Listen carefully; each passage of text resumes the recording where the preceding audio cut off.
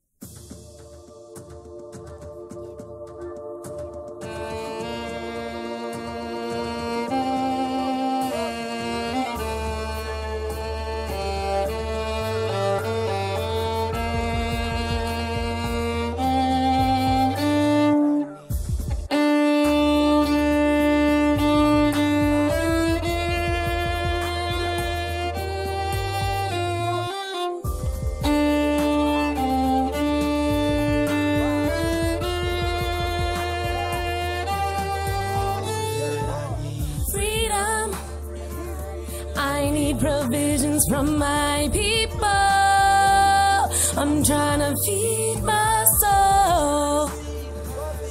Lord, keep me on this road. Freedom. I need provisions from my people. I'm trying to feed my soul.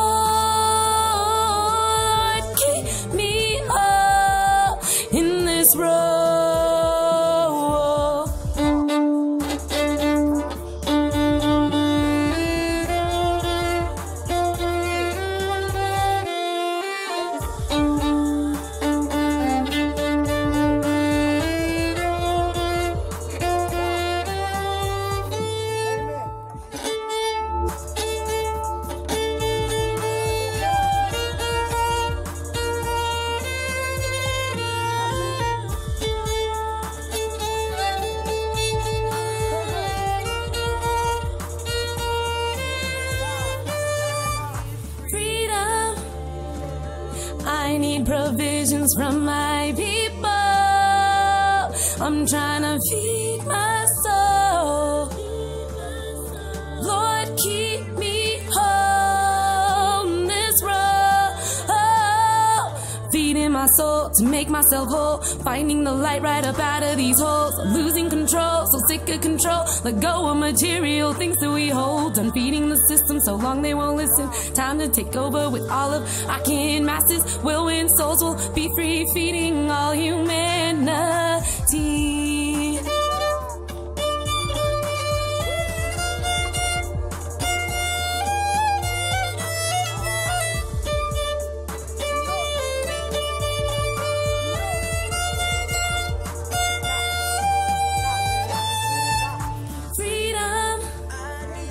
I need provisions from my people. I'm trying to feed my soul. Lord, keep me on this road. Freedom. I need provisions from my people. I'm trying to feed my soul.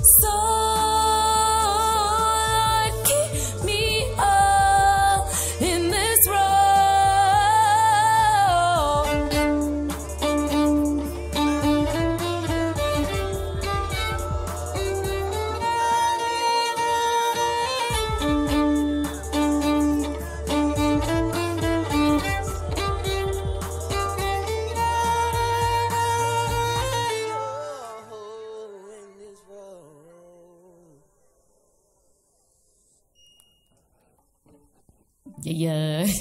That girl good shit. What's up, y'all? I'm Zanib. That song is called Feed My Soul. It was produced by Malcolm Z.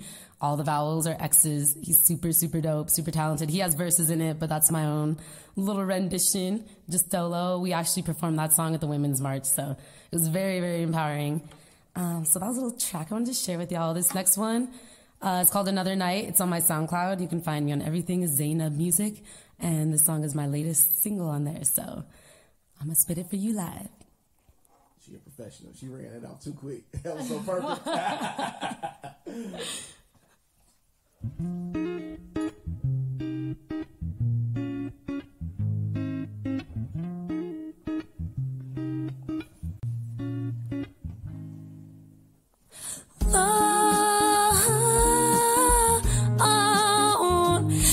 Another night alone. So little love. So little love.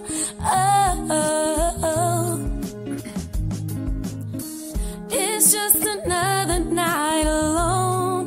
The only time I can get into my zone. The sun goes down, the night's the best time to reflect on all of memories I can't forget.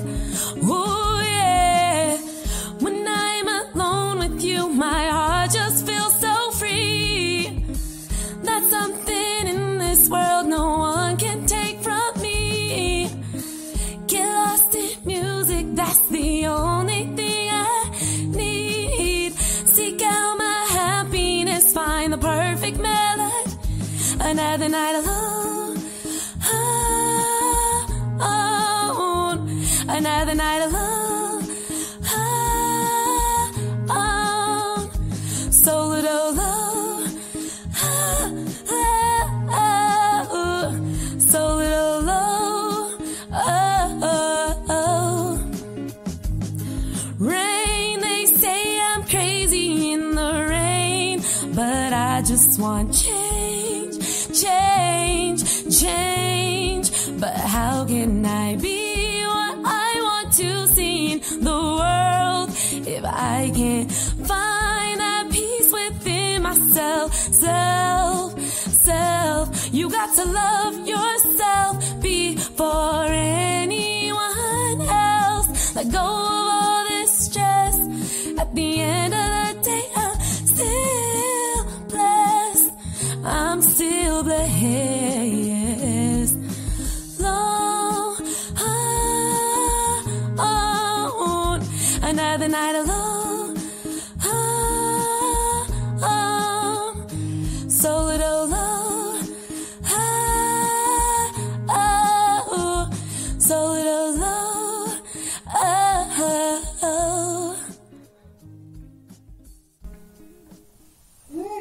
Right on. Yeah. Yeah. It's a good way to open it up. Yeah. Thanks, y'all. Very dope. Very dope. Yeah. Cool. Thank Good you. stuff. Yeah. Thank you. Let's go ahead and get you, transition. Move Turn on around over. now, goddammit. So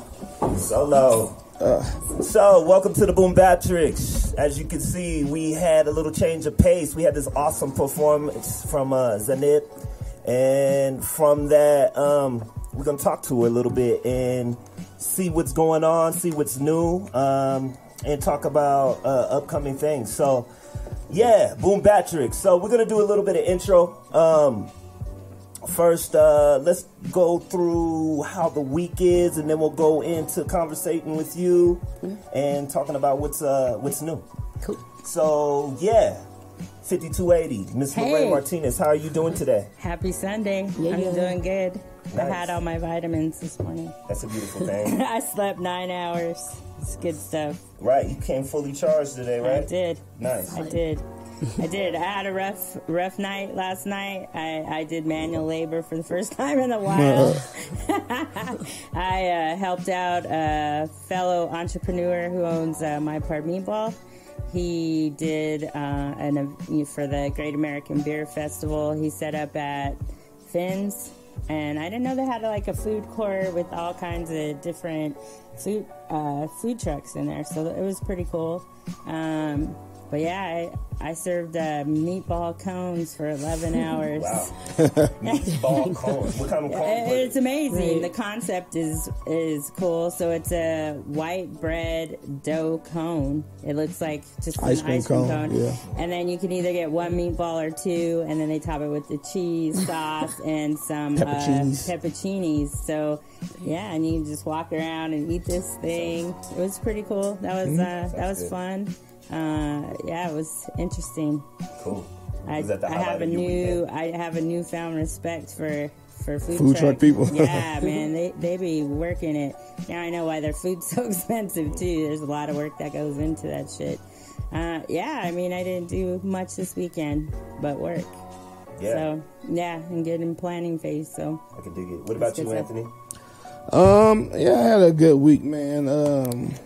Booked some pretty big shows. Finally finalized that corporate gig, my first corporate gig I'm gonna be doing for pretty big medical company. I ain't gonna say the name because if they hear me say anything over here, they gonna kick me off that motherfucker. That'd be good. No, I had a good week though, man. But you know what?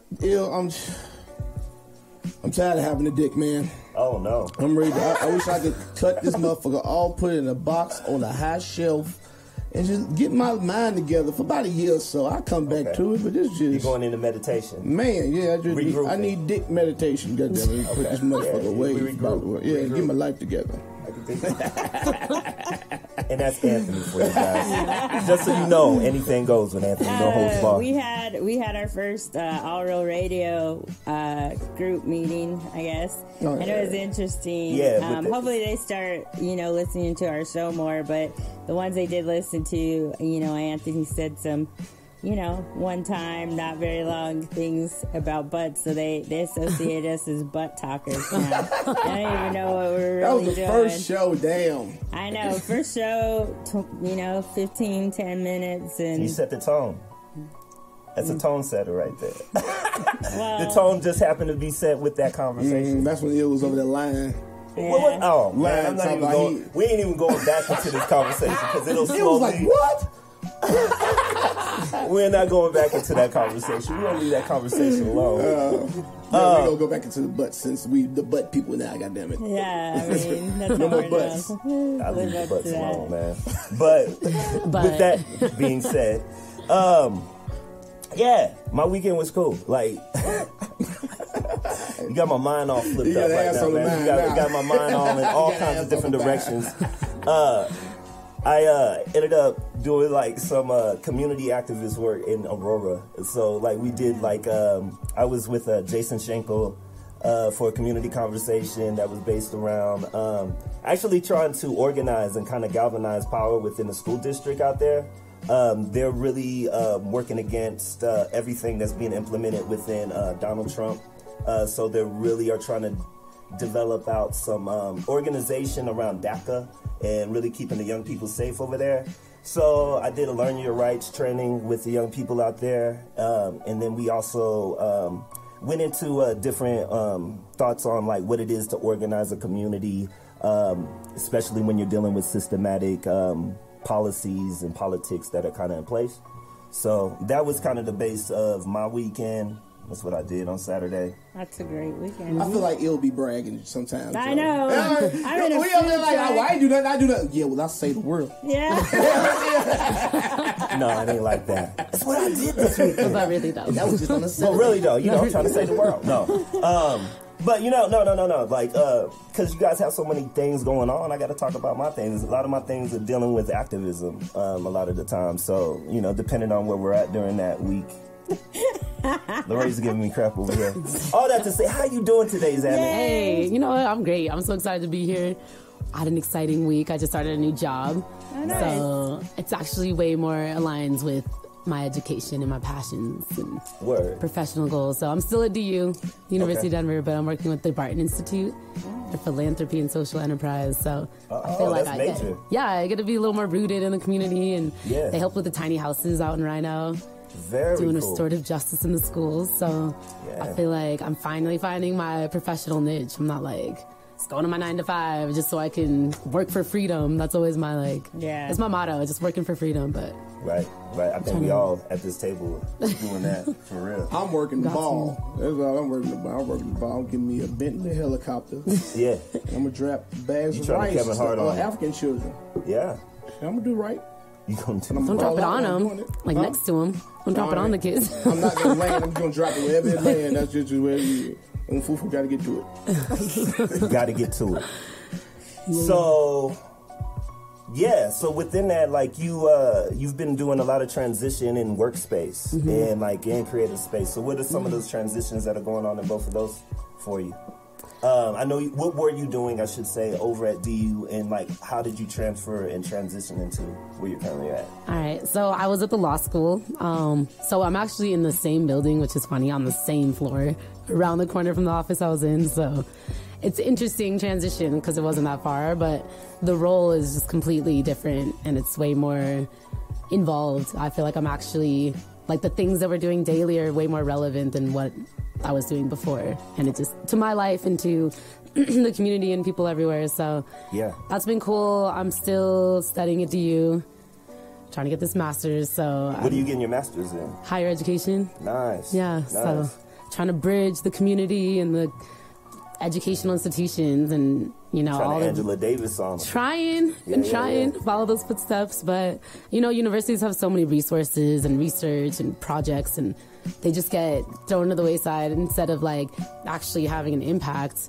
I think that's what we need. So there's been some efforts around EU to do that, and I just want to get more involved with, you know, utilizing those brains for the better good. So. Yeah, I feel like they have a lot of great things going on over there. They just don't seem to make it out to the community outside of DU, so no one really knows what they're doing out there. Exactly, and then it gets lost, and then, you know, I feel like that'll make everything more relevant for people when they're studying, when they're researching, like, they can see themselves and their people in it, instead of just, like, being separated from, like, this is busy work that I gotta turn in, and this paper that's just gonna get forgotten, instead of, like, you know, let's write in the local papers and actually spread awareness about some topics, or have our projects be, like, more service learning based and, like, you know, more integrative learning. So, yeah, nice. that's my thing. So, I like you. yeah, what's up? Because you're real, like, you can just say what you want to say. A lot of women, almost every woman that comes on here don't want to talk. They're real timid. Like, she's timid. We brought a little bit out you, but you just like, I'm going to get my motherfucking piece out. I like that. That's dope. Gotta use my voice. Yeah. You look like you would be the lead if they ever cast a different world again. You be lead in a different world. You got to also challenge Anthony on his thoughts too. Like, it's a lot. I mean, yeah. I mean, you got to push his off. numbers. I think I know. I'm being nice today. You are kind of being nice. I'm being nice today. He's tired. Huh? I'm not tired. Yeah, I know, because we know how you are when you're tired. That's scary. I want to know more about the tiny houses. Yeah, so I mean, I've only been with them a week, so it's unfortunate that I wasn't part of that process, but it's really happening. It happened. It's already up. So they built a tiny house, little neighborhood in Rhino. So I think there's like 14 houses, and it's for the homeless population. Okay. And they opened up their doors and moved families in, and it's been an effort that's been going on for a while, but they got funding from the city, and our organization actually helps fund a lot of it as well, and you know, the local organizations just partnered and literally started building from ground up. That's so awesome. Yeah. How do they determine who gets to be in them? Do you know that yet? No, that's a really good question. Yeah. I think it might be need-based. Okay. You know, like if there's families with kids, I think that's probably priority. I recently just went to this old hotel that's off of like 8th and I-25, and it had been shut down for like 10 years. And now it's like housing homeless women with their children inside of there. So it's kind of crazy. I think they have a long way to go to, like, it's not very nice, but, you know, it's a place, I guess. But that was interesting, too, to find out they did that as well. Yeah. That's what people need, just food and shelter. That's like the core of our existence. If we can just provide that, I think, you know, people will be able to thrive. And healthy food. Right. But it's attainable, literally. Yes, there's a lot of resources out there. We can provide all of that, but they're not. But they're not what? They're not going to provide it because that's a way to control the population. I mean, there's examples of them not providing it. I mean, they did the garden downtown in Park Avenue, and then they put a fence around it. Even what they provide is saying, look at the food, man. Look at what they're allowed to do to the food and to give it to the population. Right, and that goes back into like growing and sustaining your own food. Like, but they regulate that, man. I've seen stories to where you have people that are growing gardens. You can only grow your plants. Got to be a certain height. You're gonna have a certain square footage. And there's this one lady. She was out of work. She was diabetic. She was growing all her food, and she went over some ordinance or something, and they told like you got to get rid of the garden. And she's like, well, I don't have a job. This is my only way of eating right here, and I'm diabetic, and I don't have money for medicine. This is my medicine. Right. They went and ripped our garden up. Yeah. They collect rainwater. They put you in jail for that. It goes back to the community, like, really paying attention to policies, too. And but what's really getting passed on policies. Because, like, regardless of how we feel about, you know, the conspiracy theories that are put out there, there are actual, like, engagements that we can pay attention to. But it's not conspiracy theory. It's proven stuff. No, I'm not saying that it is. I'm just saying, like, the actual conspiracies of them trying to jack us over versus us being actually... Oh, it's not a conspiracy. It's proven. Yeah. It is what it is. I'm just saying, paying attention to the actual rhythms of, like, the way the politics move and the ways that the policies are implemented. But that's the thing, man. That requires a deeper understanding of everything that's going on around you, and most people aren't going to go that deep. Well, they're going to take the information that's handed to them. That's why the news and all this stuff is so popular. That's why Facebook is so popular, because you got somebody delivering something to you. Now I can be lazy. I don't have to do any back. I can just go for this because I don't want to have a deeper understanding of what's going on. Because if you think about it, if you wake up one day and just find out everything's fucked up, some people just can't handle that shit. So the motherfuckers that go crazy. No, that's true. I mean, that is real. Super real. That is real. So, within us talking about activism, what are the different things that you're actually engaged in within an activism, past what you're already doing with your work? I mean, I think music in itself kind of is a platform for activism. You're the one that put me on artivists and being an artivist and what that means, and using your art as a means for change. So, like, Feed My Soul, you know, those songs are kind of like the masses, like, we got to get together, we got to find freedom, like, you know. And so I think just planting these seeds, like, people start to see how they can liberate themselves. Like, you're right, like, we are being oppressed. Like, how can we step up and liberate ourselves? And, you know, my second song, like, how do you want to see what you want to see in the world if you can't find peace within yourself? So, you know, this idea of self-love, and that's very important. Yeah. So many people that's not okay with who they are. Right. And I think so many people, these leaders especially, they're so wrapped up in the... They're trying to use that to boost what they don't believe in themselves. You know, and that turns you evil, man, because it becomes a craving. Now I need it, you know. Exactly. So, you know, just using the art as a catalyst, and through that, you know, I play a lot of shows that are community based. So, like, you know, we played the Backyard Boogie that was raising money for Peru education, played the Women's March, and, you know, that alone was just very inspiring. Being in that space, sharing my message, being one individual is contributing to the masses, because each one of us contribute to the whole. And so being present, being active, I've been to like tons of rallies all across the whole year, you know, the Women's March in Cheyenne, the Save Our Muslim Neighbors rally, like all the things have been going on perpetually every weekend. You know, volunteer efforts everywhere I can. I played for this Women Who Grow. This was an organization that empowers women from Sudan and Uganda, and teaching them how to grow their own food and sustain their communities, build it from the ground up. So, you know, contributing my art through those means, and then being present for those events and everything, I think really helps.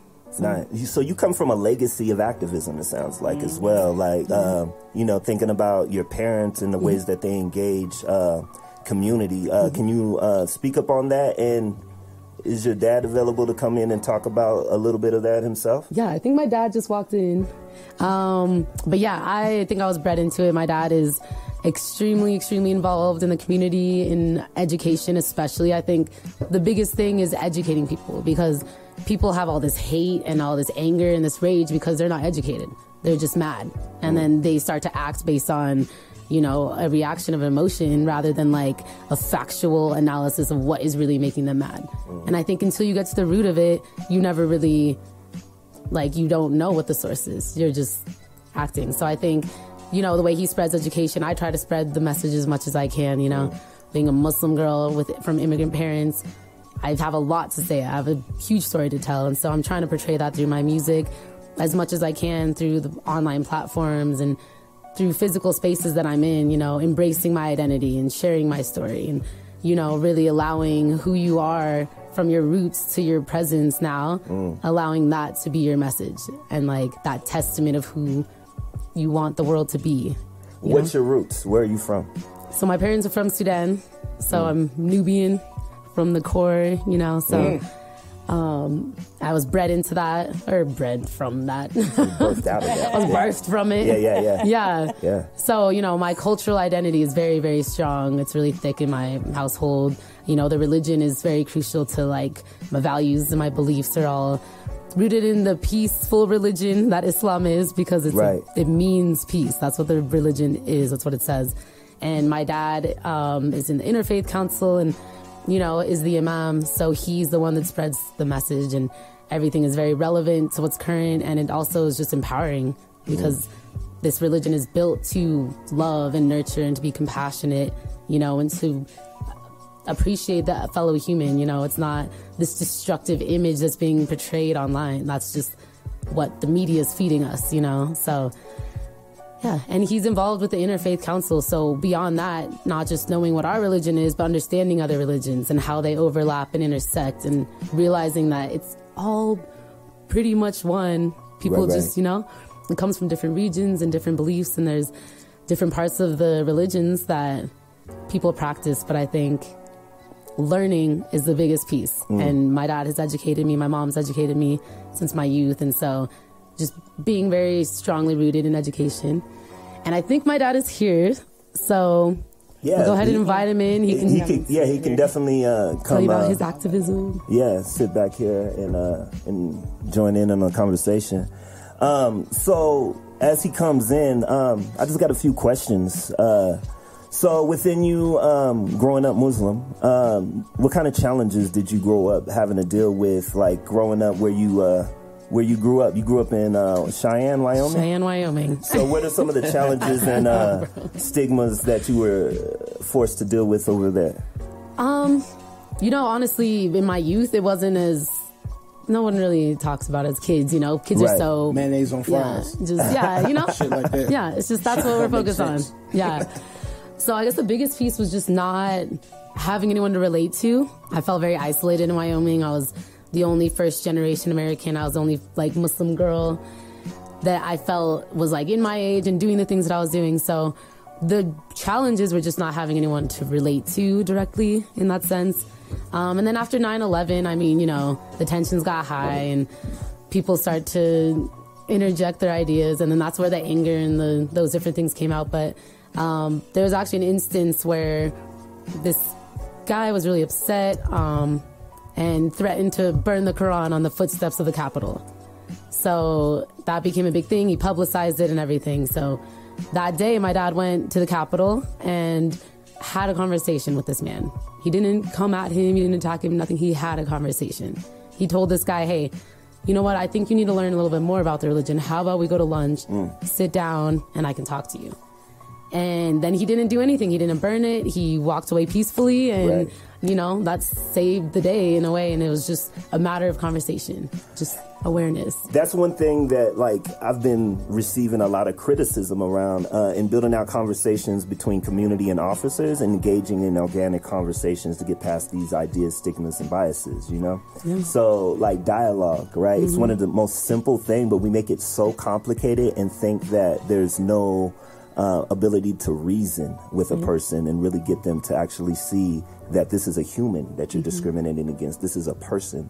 So could you introduce your dad to our listeners? I would absolutely love to. Yeah. So this is Dr. Muhammad Saleh. He is my inspiration, my hero, my rock, my reason for education. He's so humble, he can't handle it.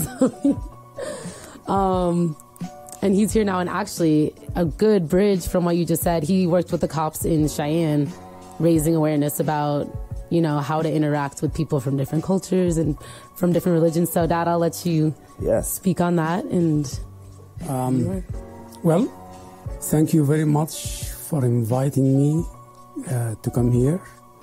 Thank you for coming and visiting us and being a part of this. And in all humility, Tanya spoke too highly of me, and we don't do that. So I live in Cheyenne, Wyoming, and as you know, Cheyenne is a very conservative community, and I have been there almost 30 years, 29 or 30 years. And just like Tanya, I don't want to repeat what she said, but I have been trying to reach out to the community and educate them about the religion and the culture of East Africa. And I think we have gone a long way to educate people there in the community about the religion and about the culture. Beautiful, beautiful. What brought you to the States? What was it that not just located you in the Cheyenne, but what was it that inspired you to come over into the States from, I believe you're from Sudan, right? Is that correct? Yeah. I came here to study, and I was sent on a scholarship from the government many years ago. It's actually in the 70s. So I got my undergraduate education here, and that's a different time. You guys probably were not even born then. But things have changed. And people need to reach out to each other. And this is why I strongly believe, like Tanya said, in this interfaith cooperation between religions. And I just, one of my hobbies is to study the different religions. Actually, I go to the synagogue in Cheyenne, and then I go to this other group. It's called Bible and Beer. And of course, I'm not supposed to drink beer, and I don't. But we are studying the Bible chapter and verse. And we have been doing it for 6 years. It's an amazing group.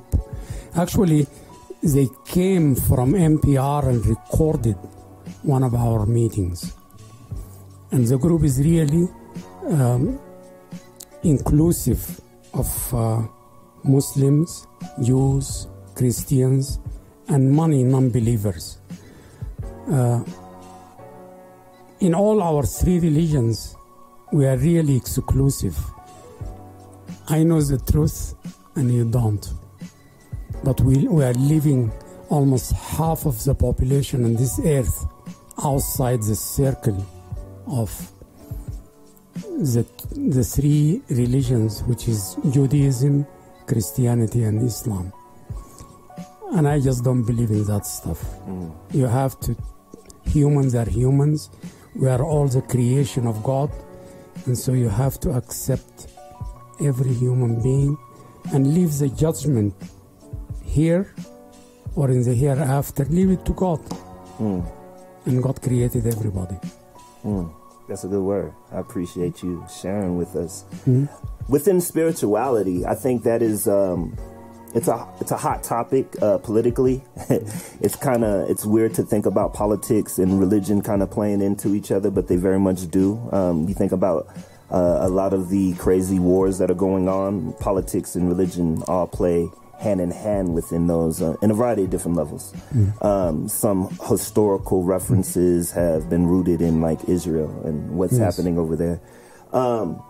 But you know, listening to what you're talking about as far as spirituality and the ways that you view spirituality, how do you feel Americans, and I'm talking about Americans in the truest sense, when I'm talking about the idea and the systematic construct of what Americanism is, right? How do we educate and get people past these set conditions that they've been in for so long? Because I know a lot of the conversations with people that I have that are like, you know, hardcore Trump supporters or, you know, even liberals, they're very much based off of ideas and rooted off of conditions and things that I feel that they don't necessarily come up with their own ideas. They're perpetuating ideas that they hear and see from, you know, whatever political background or religious background that they're, you know, embracing. So how do you feel that we get past these ideas, and really be able to build as a community and have these conversations. How have you engaged it? I know you spoke a little bit about it in Cheyenne and what's happening out there, but how can we develop something like that here in Denver or in the broader Houston or Atlanta or New York, some of these bigger cities? Well, I go back to what Tanya said. It all comes back to education and just knowing the other, in quotes, because you can categorize anybody and make them the other, and then you can dislike them, you can hate them, you can even do even worse to them.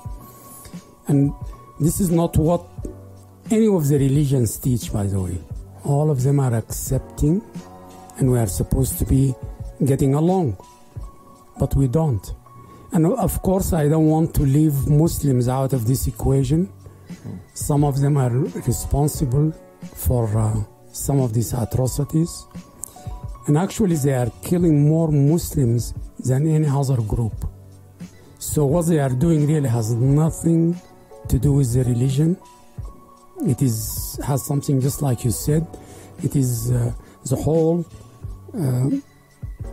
political, social, and religious beliefs all get mixed together. And what ISIS and Al-Qaeda are doing, it really has nothing to do with the religion. Because I know, whatever knowledge I have about the religion, that's not what it teaches. It teaches, just like they say, it teaches peace and getting along and so on. But politics and other factors getting in the way, and then the religion is used to achieve some of those goals. And sometimes it gets to be violent, but the one who are suffering the most are the Muslims themselves. Coming back to your point, the only way we're going to do this is to educate or get along with each other. And that's usually, this is my mission, is to do that. So I was involved in the interfaith group in Cheyenne, Wyoming, and they used to have another group called Wyoming Association of Churches, which excluded the LDS, the Mormons, the Jews, and of course the Muslims.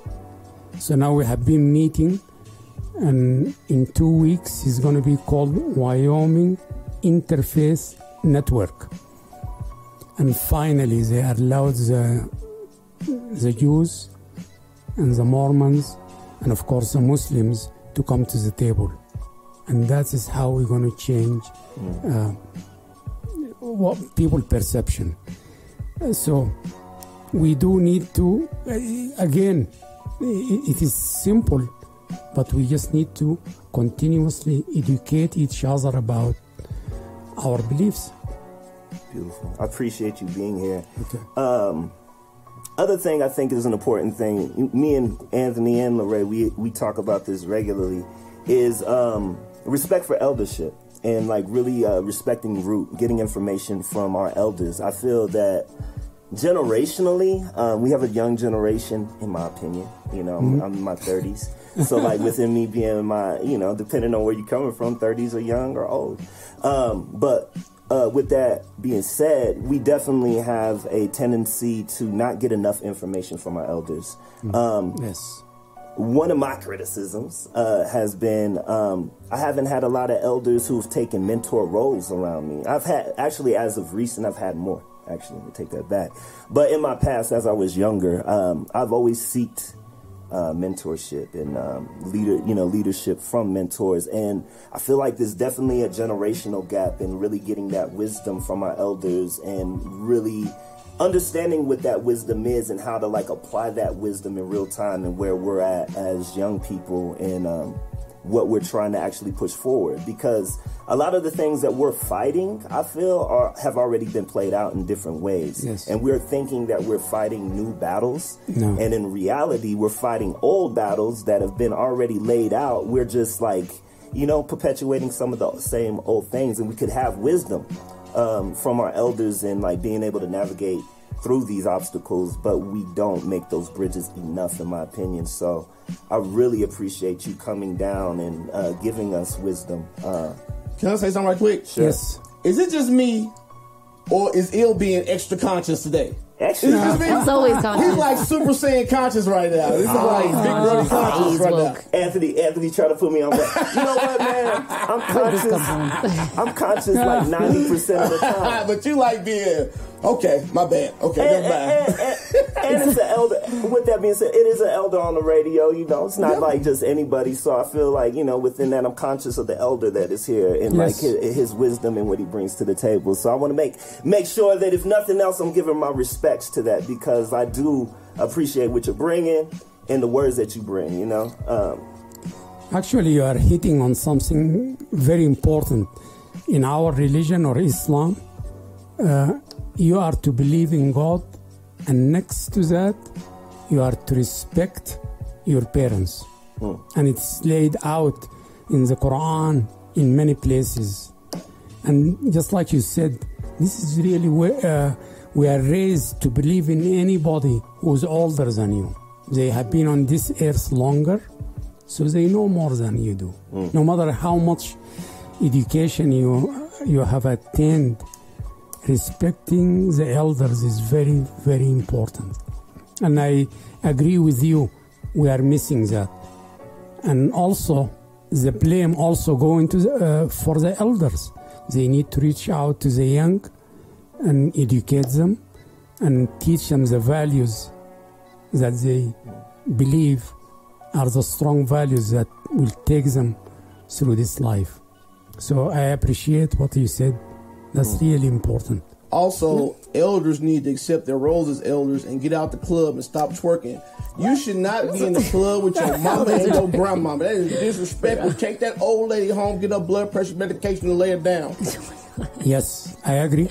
Yeah. I mean, just on that point, I think it's a cultural thing as well, understanding the importance of conversation. Again, this goes back to like storytelling and listening to people's experiences, like Native American culture and our culture. It's a big piece to sit and have conversation. You know, we're not distracted by, I mean, now in this current society, this day and age in America, people are so distracted by their phones. They think they have all the information at their fingertips. We don't need to talk and go find out what's really happening. But when you hear someone's story and you talk to someone who marched with MLK, or, you know, someone who immigrated from a different country, you get to actually see their experience, how the battles that they had to overcome, you know, obstacles, and how they navigated it. And I think it's through conversation, through like the mentorship, through connection, and through genuine respect, like listening to your elders, listening respectfully and openly, and hearing what they have to say. Because I think this generation can be so dismissive, like, oh, I have this, like, I can do it, I got this, I can find it on my own. But the value of storytelling is so crucial, because that could be passed from generation to generation, you know, and then your story is embedded in them, you know. So really just listening. And I think these conversations, that's why I really wanted to invite my dad on this show, because he has so much to share. Well, that's another thing, is just people don't listen anymore. People aren't perceptive. People aren't open to the information. They'll let you talk just so they can say what they want to say. There's no listening, taking it in, thinking about it, and then, you know what I'm saying, having a rebuttal. It's just I want to get my point out there. I don't care what you're saying. It's a one way. Yeah. So you, being the style of person that you are, I've known you for a number of years. You know, we've had like encounters within doing the 900-pound gorilla workshops in Wyoming, and I see now your influence with your parents being here. Do you feel that as you create what you create, that your parents' influence really in your faith? Do you feel that really influences where you're going artistically? Is that a component of something that you actually try to embrace within your artistry? How does that play out for you? Absolutely. Strangely, the violin, well, not strangely, but coincidentally, the violin is a big piece of the Sudanese music and the culture there. And, you know, they call it the kamanja. That's the name in Arabic. And so my dad's always encouraged me, since I started creating art on my own. You know, I was in symphony for all through from elementary school through college. And so that was a very structured method of expression. But once I branched off and really started creating on my own, I found different mediums and different outlets, and I'm able to now see the connections between like my culture and the music there and how I can bridge it in. So the show I played with the Women Who Grow, the Sudanese women, I started off with a song in Arabic that my parents actually put me on. It's called Izayakum, and it's a really great song, and it makes me feel more connected to my culture. You know, I get to do it in Arabic, so I'm embracing my language. It's a Sudanese song, so I'm embracing my culture. And, you know, most of the songs that they have, some has a religious tie, you know. And I think as I'm exploring more artists, as I'm, you know, from all over the world, I'm seeing how I can integrate my culture and my religion and my language into my work. So I've actually been starting to write my own songs with just, you know, slowly starting to integrate more Arabic words and phrases that people maybe can just hear, and then maybe they'll start to understand a little bit more.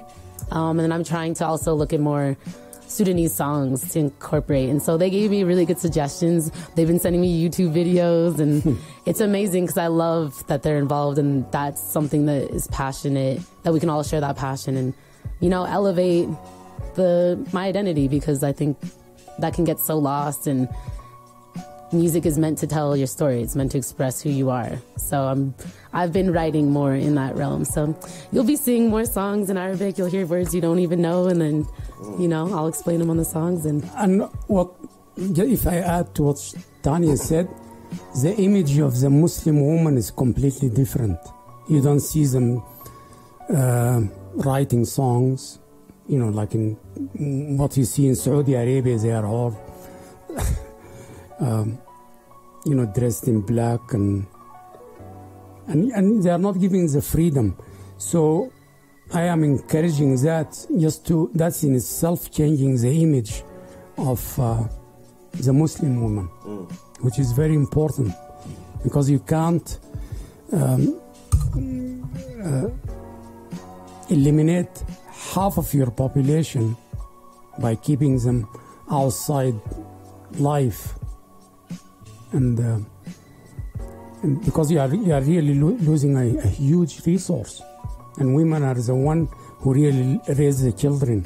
So we do encourage Tanya to be more artistic. It is something that I have missed on. I'm not very artistic. I don't know very much. You are artistic. It's fascinating. he is. Yeah. It's fascinating.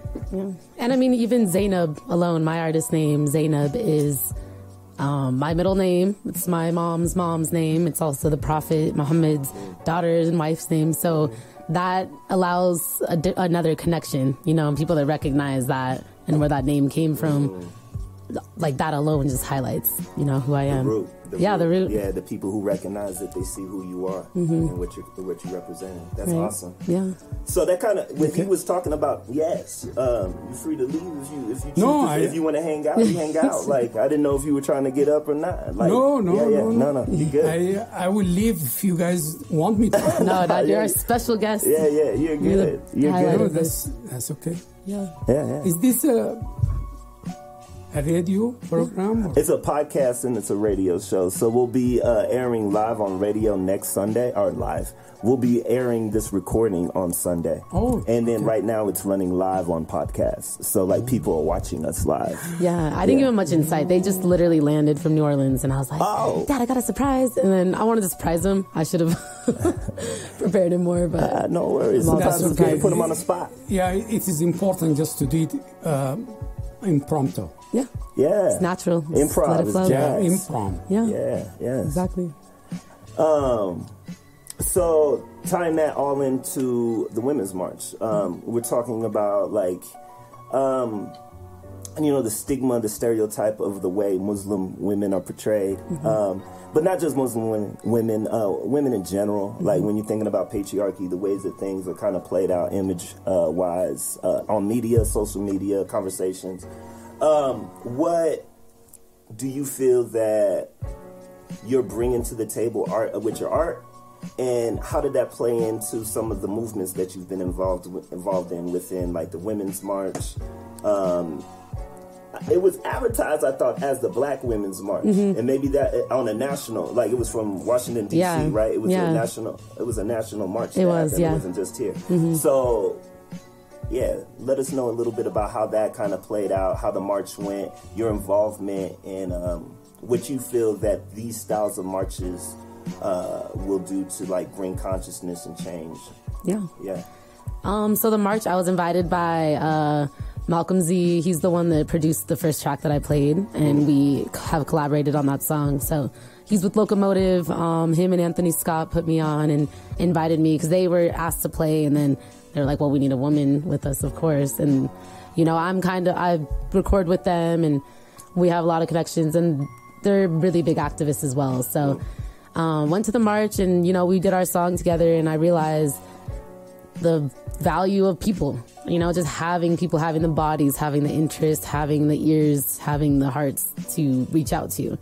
And I think my biggest role was representing women of color, representing women from like being a Muslim woman, representing young women, representing young students, young professionals, you know, like really just being able to relate. And I think allowing to be on a platform to where people can visualize, like, you know, young girls can see me up there. They see that I have a microphone, I have a voice, and that's empowering, you know, and then they hear that. And I think the presence is crucial for people to see that they can, you know, and then that there is no limit. You can get on a stage and preach your word and people will listen.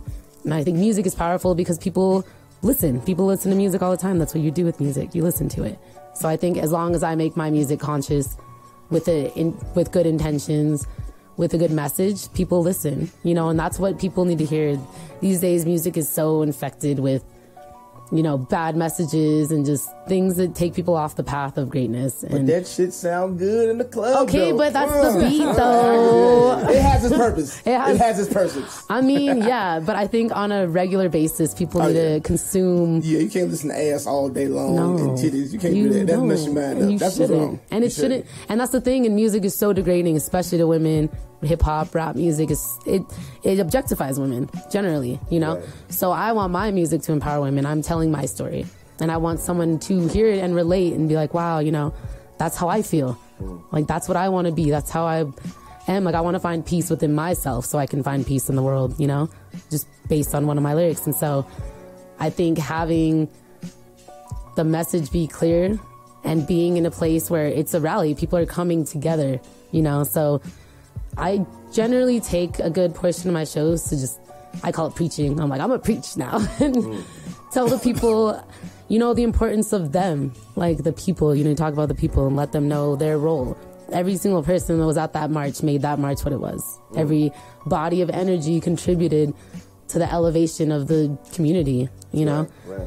And I always emphasize that, the power of unity, the power of togetherness, because at that moment, at that march, it didn't matter who you were. It didn't matter where you came from. We were all in the same place at the same time with the same mission. We're here to uplift our women, you know, and support them. And I always like to talk about that at shows because as many differences as we have, whether it's age, race, sex, whatever, we're all like, if you are in the same place at the same time, if you can be present, then you can appreciate your neighbor and the person next to you. I feel that's the power of art, period. You know, when you're really thinking about us as artists, all of us, you know, we're really in different ways bringing different styles of truth. And you're holding church, you know, like within having people commune and listen to whatever you got to say, you truly are enlightening them to things that they normally wouldn't think about, depending on what you're talking about. And I think that's the power of what you do within your art, and with the power of even what Anthony does. I know Anthony says some like risque, crazy things a lot of the time, but yeah, but within his, you know, within the things that he actually challenges people to think about, like it's just like Richard Pryor and the things that he brought to the table in making people really think. And I think comedians, spoken word artists, singers, community speakers, variety of different people.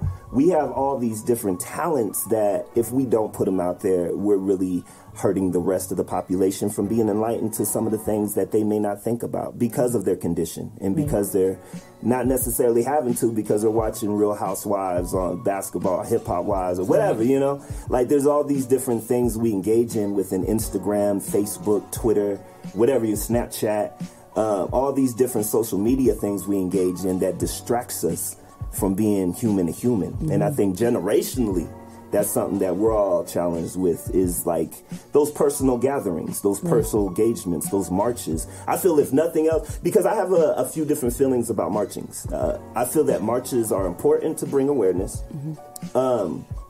but there has to be a plan implemented into what's going to be next. On the activist end of thing, that's my activist mind thinking. Like, it's one thing to march, right? But even Martin Luther King, when he marched, he had a point and an objective and something that he was trying to change within marching. And I feel nowadays, and this is just my opinion, we march so much without a plan, you know? And like, if we don't have something that we're actually really trying to not just bring awareness to, but actually be active within transitioning and changing that awareness, then in my opinion is a waste of a march. And I think that in the activist world, I've experienced a lot of I don't know how to put it, cyber activists, you know, which is important. I think that's another form of bringing awareness and enlightenment. But if you're not doing anything past talking, if you're not engaging, if you're not actually trying to do some style of change organically and hands-on within the community, then you're just throwing words out there and you're giving everybody anxiety. Right. And if you're giving everybody anxiety without solutions, that's something that I do have an issue with, you know, and the same within the marching. So, you know, I'm ranting right now, just kind of thinking of everything that we've talked about. But I appreciate both of you being on the show and really just giving kind of a great picture of what your faith is and the ways that you're engaging your art within your faith and what you're passionate about, you know? Definitely. And I mean, just to piggyback off the marching with a purpose. So at DU, I was involved with, there was this incident last year where the racial tensions were pretty high on campus, and they have this free speech wall. And there was a comment that was written on this wall that was very racially directed in such a appalling way. They mentioned something about lynching, and it was just so out of line. And the students were really mad. They were bothered by it. They didn't feel safe. You know, it really brought the campus to a harsh place. And so I was just so proud to see the undergrads, the undergraduate student population, the Black student organization, the Hispanic student organization, the Queer Alliance, all band together and organized the march. Or it was a protest, more like we marched into the chancellor's office, and instead of just being mad and, you know, with signs and just yelling and stuff, they came in with a plan. And they said, these are the things we want to change. We want inclusive excellence training on all staff and faculty by fall 2018, you know, with deadlines, specific action steps. And it was amazing to see undergrads, you know, manifest this. And I think that's what people need to be intentional about. Okay, you're mad about this thing. You want this to change. What do you, like, how? What do you want to see? Right. How are you going to go about it? Because people can complain and get mad about this or that, but unless you have a better solution, you're going to be stuck with this thing that's bothering you. So you need to decide what you want to see. What change do you want to see? How are you going to tame that? And even if you don't know how, find a way. Talk to people. This is where, you know, our elders and the people that are rooted are so crucial. They're so valuable because they know. They can help guide you. That's where that bridge really comes into play, eldership and the young energy, right? You have like undergrads who are going in, right? That's that young energy. I feel like young people, that's where their power is that they don't think about it, they just go. But if they go in there with wisdom from eldership, you know, that engagement is that much more powerful. Right. And, you know, like me and Anthony, I'm sure too, where you at too, within us being where we're at age-wise, we were able to see a little bit of both, you know what I'm saying? Kind of get the elders' perspective and also understand what young energy is and like how to direct that in different ways. And that takes us having these conversations, really building out these dialogues and doing more of this. So I really appreciate you coming through.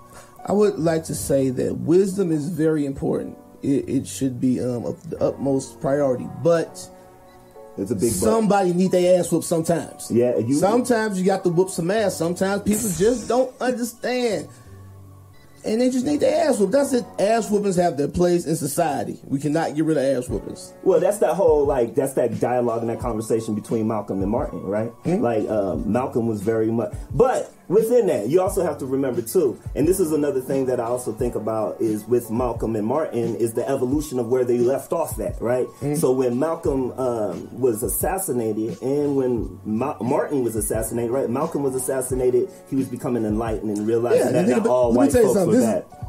He became a problem. Well, hold up. You can do what the fuck you want to do until you become a problem, and then you got to shoot you in your head. When you start enlightening people, when you start giving them to think outside the box. Because when you preach hate, because I mean that's what you were dividing people, you were leaving people out. They're like, oh yeah, go ahead, that's what we want you to do anyway. But when you start trying to be all inclusive, because what they do, they break you down to little groups.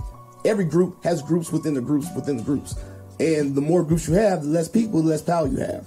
So when you start trying to bring that together and galvanize that power amongst the people, they're like, oh no, we can't have that. Well, that's a whole nother conversation within activism. And when you really are breaking down where we're at within activism, when you have like all these different groups, right? You have Black Lives Matter, you have the feminist movement, you have the Chicano movement, you have the Muslim movement of what's happening right now. And that goes back into the conversations. Like, we have all these segregated movements that are happening, and there's not enough dialogue in identifying our oppression and like the similarities of our oppression. But also, one of the things that I don't think we incorporate into what's everything going on is just human nature. Human nature play to where you could start out with a good idea, but as you gain power and followings, that becomes corruptive to you. And then you like, well, forget the movement. It's about me now. Yeah. That has been true. That's been documented true. You know? Yeah. Like, Castro is a perfect example of that, in Cuba, as he was talking about bringing over communism, right? And then, like, when he did that, there was still oppression happening, even though that the government system flipped, and it happens more time than not, really, we're talking, depending on, like, what side of the line you are within Republican and Democrat, which I don't really, buy into either one, but, like, within the Republican and Democrat systems that are out there, right? There's this idea that once Donald Trump got in, America was going to be great again, right? And like it might be great depending on where you sit on that, right? Like if you are a privileged, affluent white male, then yeah, the system is doing very well for you. But if you are on the other side of that and you're with the majority population, you see the problems in the things that he's actually trying to bring to the table. And I think that's why we have to be conscious and aware of the politics that are playing out, because I feel like the reason that Trump is in office is because we got comfortable with Obama being in office. And because we were comfortable with Obama being in office, we got lax and assumed that there was going to be another liberal Hillary Clinton representative that was going to get in office, because we felt like America had progressed. And America that was arrogance. Right. The arrogance came back to bite motherfuckers in the ass. We decided, and we felt like we were the majority. The New York, Chicago's, LA's. We forgot about these little ass towns that was on the outskirts that nobody thinks about, that you just drive through. That's the majority of America. And them the people came out and say, okay, y'all think y'all won? Well, we got something for you. And the jacked up thing about that is that these people have these biases, these stigmas of what they think minorities are. And then when they actually have a real interaction, when they really have a real conversation and see that this person has bills, has kids, has family, has struggle, and these ideas that they think of these people are more relatable to them than not, you know what I'm saying? Then that's when, like, you break down these stigmas. But, like, most people, the only information they get about somebody is off of TV. But that's where they disconnect us from people from. They give us the illusion of so much connectivity with these, but everyone's shying away from everybody in real life situations now. It's ridiculous. I said when I'm old school. I like to speak to people, even though I don't know you. I'll give you the greeting of the day. Hey, how you doing? Have a good day. People will literally look down so you won't say nothing to them. That's weird. Yeah, I see that all the time. And that's like a new thing is you're disconnecting people from people. So now you feel like you're the only person in this world having this one issue. and everybody's having that issue, but you don't know how to talk and communicate with this person because you've been conditioned to believe that people are evil and they're underhanded and everybody's out to get you. Like, yeah, you got them people out here, but that's not the majority of everybody. Yeah. But everybody has that concept of everyone else. It's exposure. It's exposure. Like, the vast majority of Americans never travel outside the United States.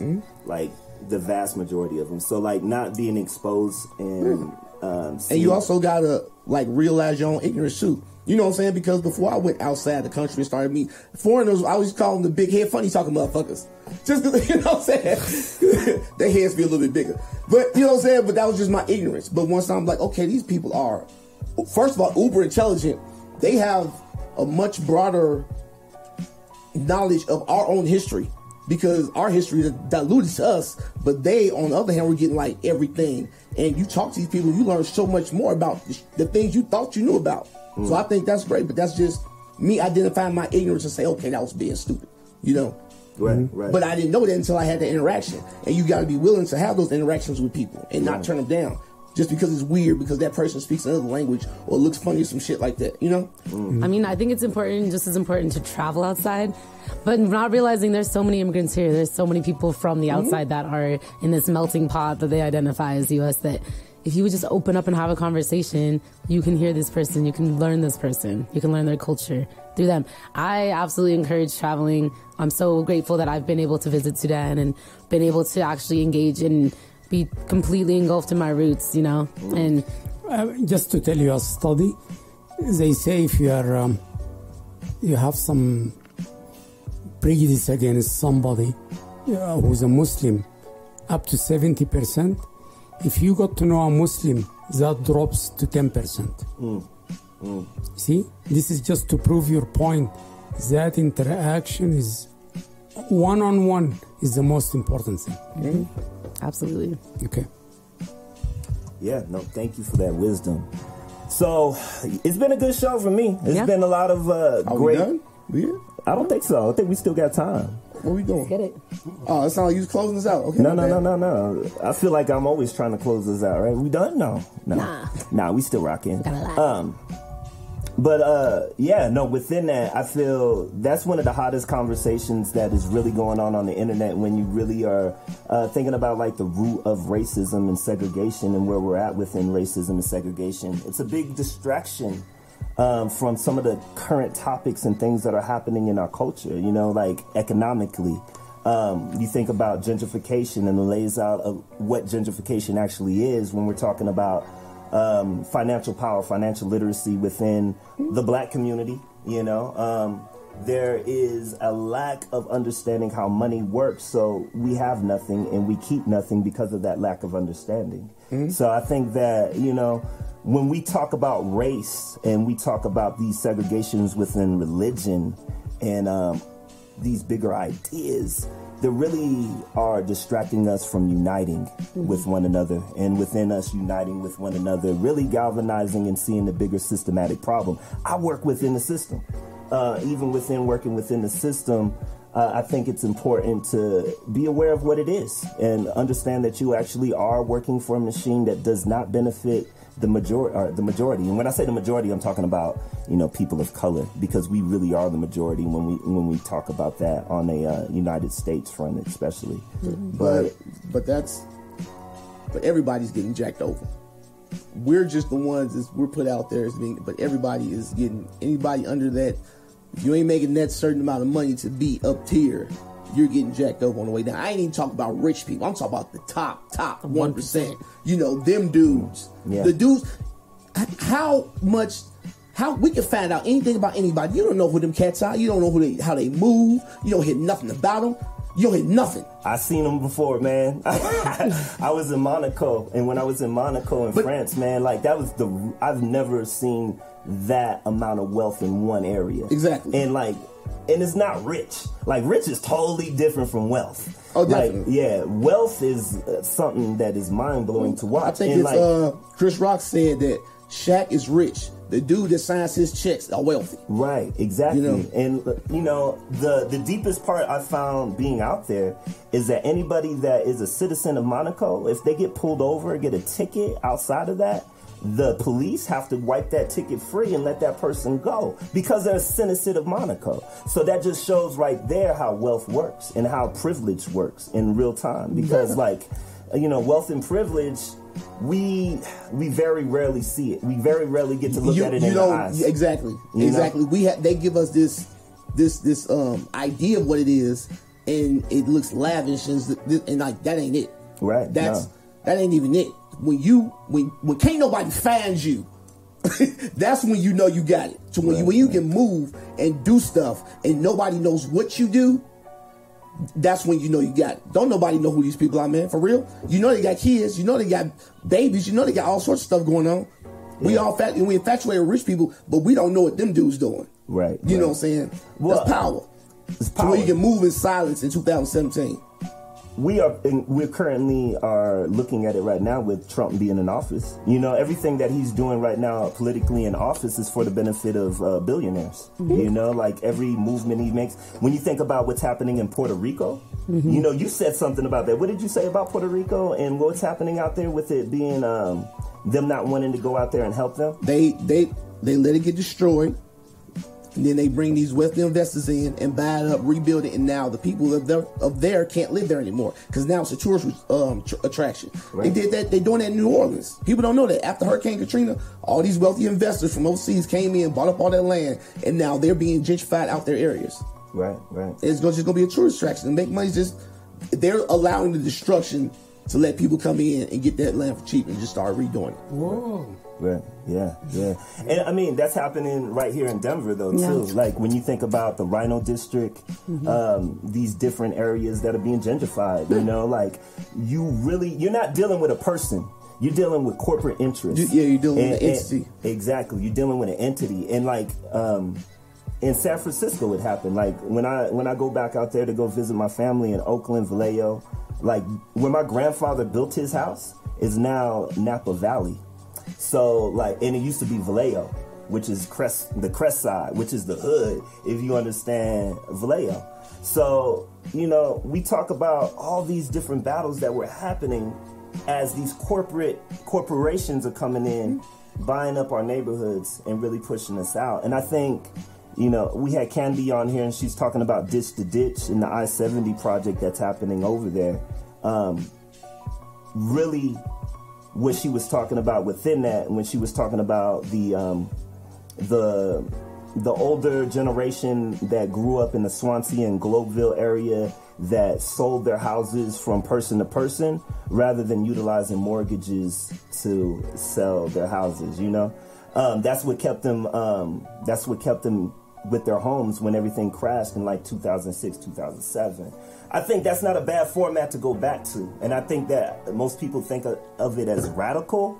But like when we really are talking about like galvanizing power in a community, that's where Martin Luther King, when he was assassinated, right? When you think about Martin Luther King and his assassination, he really started going after economics. He really started telling blacks to go black banks, and then within that buying back their communities. So I think that's one of the conversations, and not just the black community. And I think that's another thing when I'm saying the segregation and the Chicano and the black and all these different movements that are happening. There's not enough cross conversations talking about, my oppression looks like this. It looks real similar to your oppression.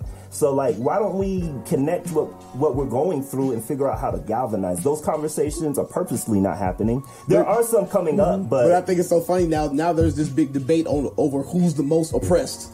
It's like everybody's fighting for the top oppressed part. You know what I'm saying? Black people, we fight for that shit. It's ours, goddammit. Mexicans, get the hell up out of here. Yeah, and honestly, at the Women's March, this was crazy. I had, at the end of the march, this Native American woman approached me and she had a hard time on Colfax, as most people do on Colfax, and made a comment and was like, why is it about black women? What about my women? I'm an American or Native American woman. Well, why don't we have a march for us? Why is it all about you? And was really upset and angry. And, she's like, why doesn't my life matter? And, I was like, you do matter. You really do matter. And she just put that in perspective for me, that isolation of, what about me? Right. People want to see themselves in something. Women wanted to see themselves in something. That's why they did the march. Black women wanted to see themselves in something. That's why they did their march. And being more inclusive, more coexisting more, I think, allows people to feel like they're going to get highlighted. That idea of individuality is separating within itself. It is, in a sense, but But that's what I'm saying. This is where we forget about human nature. Is our minds are designed to put things in boxes to differentiate them. So just based off human nature alone, there'll always be racism and sexism and this dividing of people, because that's just the way we think on the basis of just being a human being. It's just when you weaponize that is when it becomes an issue. I mean, it's always been weaponized. Like, unfortunately, religion and politics have always played hand in hand. Anytime that, the Western Europeans have colonized any nation, it's become Christian, So, like, to think that, like, politics and religion don't play hand in hand, you're not really looking at the bigger picture of what it is and why. You know what I'm saying? What's the reasoning behind the politics? So hold on, Ill. Do you even believe in Joel Osteen? No. I gotta throw it in at least once a show. My mom does, and that's important too. No, I don't. But that's what it is, though. It's that corporate interest, that corporate dollar. You can't tell me these super churches. His wife is a billionaire. A very wealthy billionaire. She owns quite a few things. So, like, the money, the religion past the spirituality, right? Like, the spirit rituals versus the actual spirituality is really, like, what we're really trying to find. Like, it sounds like you, sir, are very rooted in spirituality. I feel that the vast majority of Americans that are Christian, that are really kind of holding on to this Donald Trump theology of, make America great again. They're not really rooted in Christianity. They're rooted in the idea and the fear aspect of what it is versus the actuality of the spiritual aspect. And, I did, I'm going to be straight up. I did at one point study a variety of different faiths and then lost all faith in faith just because of the battles that I dealt with within the church, within studying, like, even Buddhism. But within Buddhism, it's different just because it's more of an overall spirituality and embraces other spiritualities. So I found more peace within that. But I had to get outside. I grew up Christian. My grandfather was a pastor. My uncles are pastors. I come from a root family of that Pentecostal background, but I didn't agree with everything that was actually, like, being taught to me as I got older and started questioning some of the things and the ways that they made it look to me as I was growing up. But as I've gotten older, I've embraced spirituality in a variety of different ways, on a different level as well, because it's something that's important to me. And some of the traditions and things that I grew up with are still something that's important to me because I want my children to have that. As they get older, I want them to practice in some style of spirituality because I feel like, if nothing else, you need a release. You need to be able to turn to something. But I do, on a political level, have a problem with religion in the ways that it's used to galvanize power and control and manipulate people in different regions. Yeah. Well, I just have 2 points to add here. One, the poor are the least organized group. And actually, the rich want the poor to exist. Oh, yeah, because how do you tell the middle class to hate? You need to hate. So they keep you fighting among yourself, and the top live well. Of course, there is a point of diminishing return of how much wealth you have anyway. How many houses can you have? Very true. So what does come beyond that is power and controlling other human beings. Yep. This is ingrained into every human being, to control someone else. Yep. We just went from slavery to Jim Crow, and now where we are at, most of the black people are in jail, stigmatized forever, and they are kept into that cycle of being poor. So every religion, bringing religion again, the religion have very good values, but they are never followed. we are supposed to take care of the poor. The rich are not supposed to do such, and so on. In Islam, Judaism, and Christianity. Is it applied? Absolutely not. Religion is used to, like you said, to control others and to even take their money. So, the only thing I can think about is that we have to work one-on-one. People need to volunteer and just do.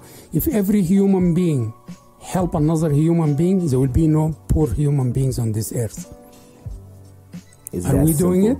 No, So that's simple, complicated at the same time. You should not talk about it theoretically.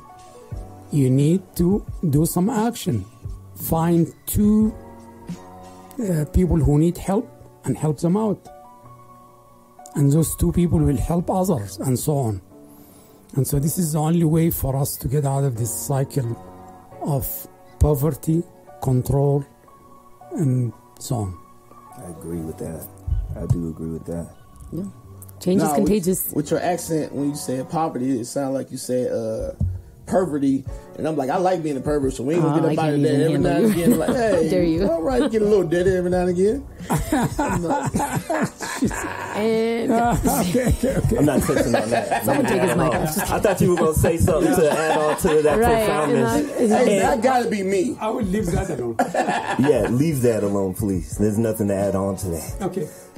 I appreciate you. Thank you so much. And Anthony is who he is, man. He's wild all the time. Yeah, he's wild all the time. I think where we're at right now is these conversations are needed. I invite people like you on here just because I appreciate you. I've seen you grow and evolve as an artist, and I continually see you grow and evolve as an artist, and like I can see where you're going. I've seen a lot of people go in that direction, so it's exciting to like really see you walk into that power. And I don't know exactly what you got next coming up, but I'm excited about whatever you got coming up next. So within that, let's talk on some of the projects that you have coming up, and what are those projects looking like, and when can we expect to like be able to enjoy them? So I've had a project I've been working on since I moved here, I guess 2 years ago. And one of the songs you've heard today on the show, and it's just something, you know, that speaks to my identity, my journey, and my goals, and it's something I wanted to put out on my birthday and just have it out and release it and be done with it, but it's so much more of a process. The artistic process is one of patience, persistence, passion, you know, and it's been really hard. That's been a challenge I've been facing, is just being patient with it. I want my music to be out in the world, and I just really am excited for that release, you know, that actual release of holding on to these things that I've kept to myself for, you know, the past years, and really wanting to share it.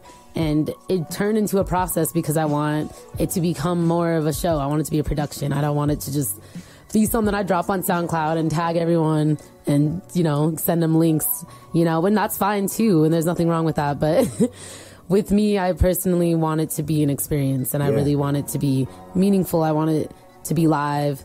So I think that's really important now, because I think people are just putting stuff out to put it out, and it's not. They don't put their all into it. It's not a project. It's just something I'm putting out to be relevant, you know, and that's fine. You know, it's like you got these people coming out with stuff constantly. I'll wait 2-3 years if you don't give me fire when you come. You know what I'm saying? Versus just throwing something out there. And that's the thing, and it's been done. You know, the work is done, the project's done. I've written, recorded, everything is pretty much ready, and it got to the point where I was like, you know what? I need to make this come to life. So I'm working with a group of musicians, a band that we've been performing on the low together. You saw us at you saw pieces of us at the Backyard Boogie. Two of my team couldn't be there, but we're working on, you know, just really refining our sound and making sure everything is smooth and everyone feels confident and ready. And that's kind of been also part of the process, is, you know, working the collaboration piece and scheduling and timing and, you know, building and growing. And it takes time. It really does. And so we're coming to a place where I think we're ready. I really want it to be released by the end of the year so I can really put my efforts towards more collaborations moving forward. I really want to tap into all the artists, you know, like we have some stuff that we're working on, and I just really am excited to dig into my community of artists and see how we can build. And I'm so distracted with this project. I'm like, hold on. Like, I'll be there for your track, but let me really try to get this out, and then, opening up the door for more things to come in. And, I already have music ready to go right after this. So I think once this drops, it'll just propel me to just keep working and, keep building and creating. So that's the main one coming up. And, slide events. I'm trying to work on bridging like my educational efforts and my activist efforts and everything that I'm doing with my music, more involved with like when something happens, we need to act on it like right when it happens. Cause things get so filtered through the media. It's like a day, oh my gosh, Puerto Rico, okay. And then people are done. Right. Oh, Houston, oh no, okay, they're good. But like people are still suffering. People are still building. People are like, their homes were destroyed. That's not just a headline and then it's good.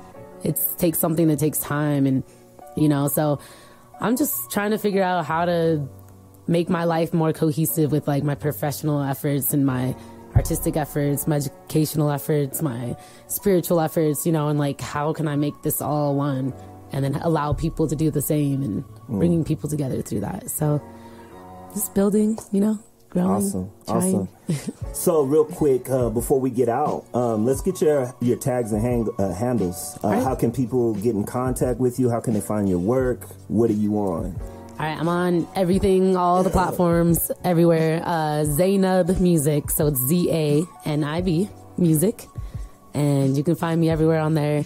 I'll be posting more about this release coming up, and it'll be really exciting. I'll have a live show, so definitely come through. Bring your people. It's going to be family friendly. So I don't know if you want to come, because I know you want to turn up. Families. I love families. It's on the flip. It's if families love him. It's not if he loves families. It's like everyone's invited. It's totally open, and I'll have more details released soon. Dope. So. Awesome. Check Zanib out on Instagram, Facebook, Twitter, SoundCloud, Snapchat, SoundCloud, all the things. All the things. I'll be in DC here coming up next week on the 13th. I'll be over at Morehouse University and Busboy and Poet. Howard University. Sorry, Howard. I'll be at Howard University in DC and also at Busboy and Poets. So if you are listening in DC, come out and see me. And Anthony, what you got coming up? We have, hey Lorraine, don't we got the Rising Sun on the 12th? Yeah, we got the Rising Sun Distillery on 12th. That's our comedy show, monthly comedy show we put on at the Rising Sun Distillery. And we got the Libra season. Libra on the 20th that come in and help this dude. Come on, dude. He needs you. I don't need her. What are you talking about? I just, I don't know dates. That's exactly what I'm saying. Like, she holds the dates. Libra the 20th. 20th of October. Hold on, well, thank you, Dad. At Bar Red. At Bar Red? Yep. Doors open at 9 p.m. Again, shout out to my dad, everything for coming through and sharing his wisdom. Elder out Muhammad here. Saleh. We appreciate Dropping your words, knowledge. sir. Yep. Thank you. It's a pleasure. No.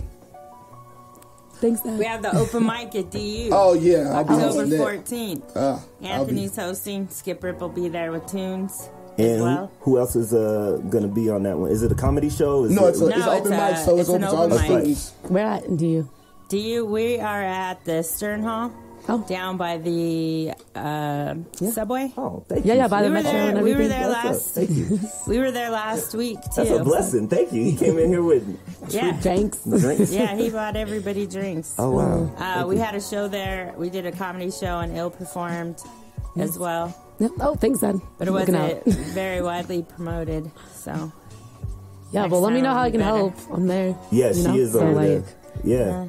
Just get the word out. Yeah. Just let them know that things are happening on campus. Yeah. That would help us out. And I'll plant the seeds all over campus. We had a show there. And it was dope. Whatever. And there wasn't nobody there. Yeah. We had food and everything. Yeah. Yeah. It was pretty great.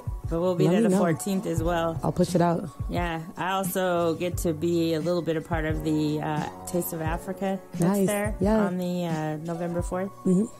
So yeah, that'll be exciting too. Yeah. Awesome. Before we go, I would like to issue a public service announcement to all the men in the world. Apparently, women are putting giant marbles inside their vaginas and walking around with them. They're trying to get vaginal biceps. Muscle. They try to get. It's a muscle. I know it's a muscle. That to atrophy. You don't need to put rocks in that. Look, it's not rocks, man. Let me tell you, it's called a yoni stone. They call Yoshi eggs. Y'all remember Mario Brothers, the little green dinosaur? They putting the Yoshi eggs in their vaginas, walking around. I think this is an elaborate, dubious plot by the thoughts to keep men from pulling out because you to don't trap have ballers. An exercise like No, that it's the thoughts trying to trap ballers with their vaginal biceps. Because they walking around with big giant marbles, Yoshi eggs. Hey, we're trying to keep that muscle strong so we don't atrophy Not that when damn we get strong. older. It's important. Shouldn't feel like a foot. And once again, we've let Anthony go a little too long. Hey, also, we need to, the Halloween ball for We Are Denver. This Saturday. It's this Saturday, the 14th. It's going to be off the chain. Sarah Els is performing. We have Aki. She'll have some fashion there available. It's going to be amazing. Oh, and it's a Halloween costume contest. So the winner will get a $100 prize as well. So show up. Build your own costume station, too. Oh, a build your own costume station? That's dope. That material's there for you to build. That material's there, right? For you to, yep. So come out to DU. Come hit that open mic, and then also go to the Halloween ball. It'll be a huge night. And Miles plays the saxophone for you. Yeah. So shout out to Miles. Yeah. Shout out to Miles. Shout out to my whole band. Yeah. All of them. Yep. That's awesome. Rachel, Raul. He is great. I also met a guy named Jarek. Do you know Jarek? He plays the electronic guitar. I don't know. No, he knew who you were. Oh, okay. Yeah, shout out to Jarek. Yay, Jarek. All right. Well, we got lots of things. Peace out, y'all. Peace out. This is the BoomBapTricks on All Real Radio. Please tune in. We are Denver. I was good this week. So you were say not shit good. to me.